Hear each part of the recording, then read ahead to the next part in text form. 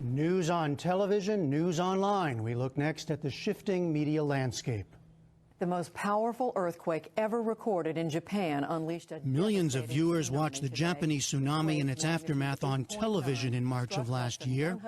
But tens of millions more, nearly 100 million people in a week, watched videos of the unfolding events online on the video sharing website YouTube.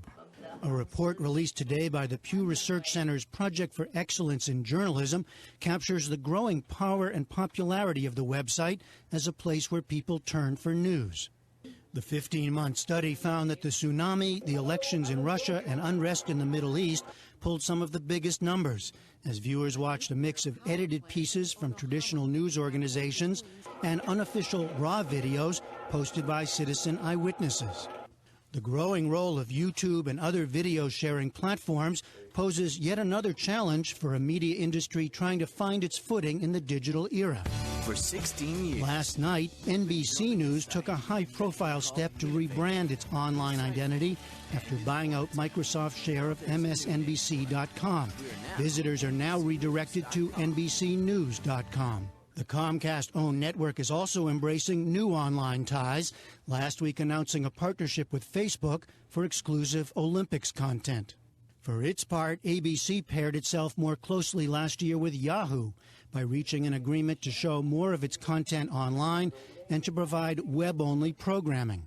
The combined sites have 81 million unique visitors a month in the U.S. alone. And many journalism organizations, including the NewsHour, have recognized the popularity of YouTube's video sharing approach and now make their own news channels available there. And I'm joined now by Tom Rosenstiel, the director of the Pew Research Center's Project for Excellence in Journalism, which conducted the YouTube study, and Brian Stelter, who writes on the media for the New York Times. Tom, your report calls this a new kind of visual journalism. Speaking of YouTube, what's that mean? How do you define it? Well, it's a perfect loop between citizens who are producing video, news organizations who are producing video, and also incorporating the citizen eyewitness footage into their journalism, and audiences who, we remember, set the news agenda on YouTube. So what's the top story each week on YouTube? Well, that's determined entirely by the audience. And this is sort of the dialogue about news in which consumers are also producers and journalists interact with them that people have imagined would occur online, and it's happening on YouTube. Well, so give us some examples. What do we see so far about what people are turning to on YouTube?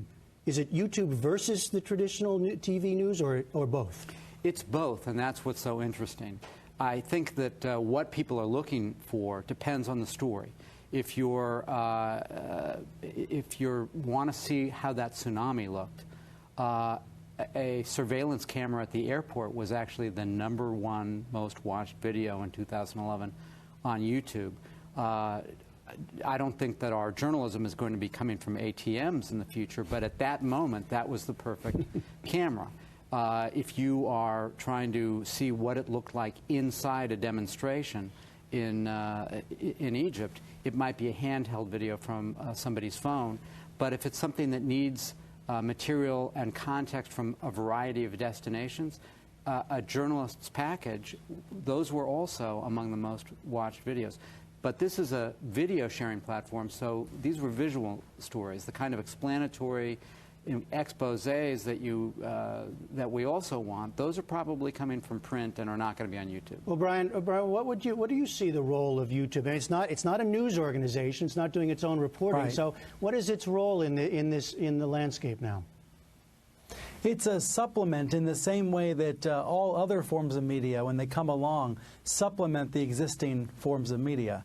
I appreciate being able to watch a video on YouTube of protests in Syria, raw video taken by a protester, but I also need to see the news story about those protests. Of course, that video from Syria, the raw video, is especially helpful when reporters can't get into the country, get into isolated areas. So, I think we are continuing to understand that YouTube is a supplement and an increasingly popular one. Networks and news organizations have to go to YouTube and distribute their material there rather than expecting people to come to them for it. We have to go to the consumers. Tom, I mean, one of the other interesting aspects of this, and you raise in your study, is the problems associated with it. You don't always know where that video came from. And there's a line that says, it creates the potential for news to be manufactured or even falsified. Right. YouTube has guidelines that say that you need to attribute who produced the video, who shot it, but there's no way to enforce that those guidelines are followed, as they say, and you know, these are just guidelines. And while YouTube is new as a news source, if someone wants to stage an event, about 5% of the most watched videos on YouTube last year, we could not identify where they came from. What percent? 5%. 5%. You couldn't. There was no so way the to viewer know has who no way produced of it. knowing. Right. Yeah. And if it's an event like the tsunami, you can fairly reliably imagine that this is real, but it could be something that no one else has produced any video on, and there would be no way of knowing. Now, Brian, I mentioned some of these other ongoing developments, NBC, ABC. Right. Broaden it out a little bit to put this YouTube discussion into that broader context. How are the traditional, especially the television network news, trying to adapt?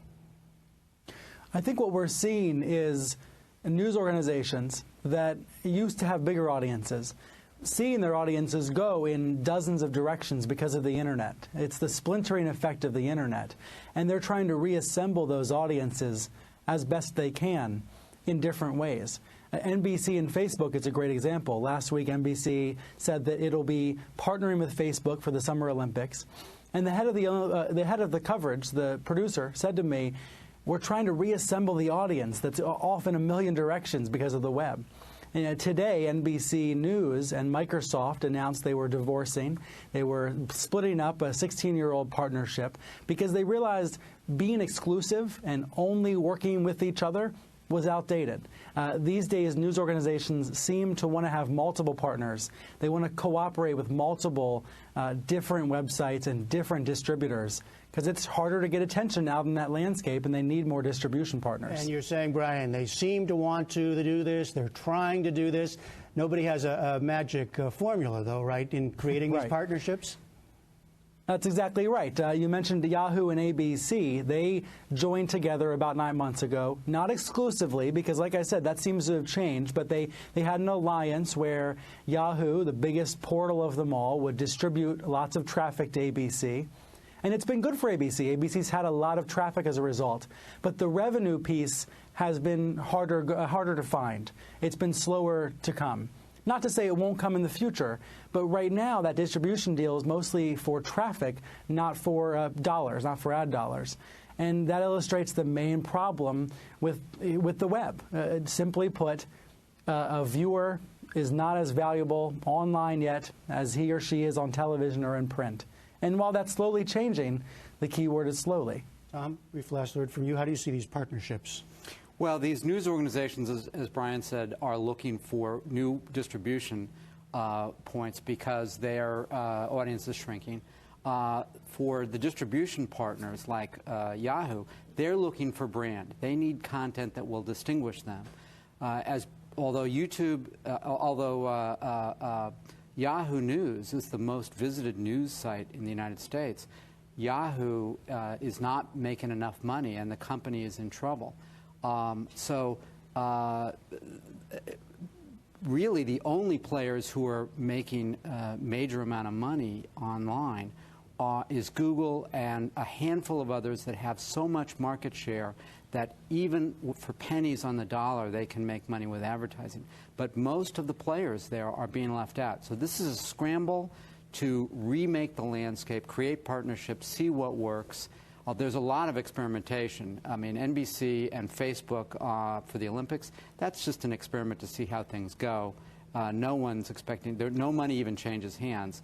These are all bets to learn about where the future may be. All right, Tom Rosenstiel, Brian Stelter, thanks both very much.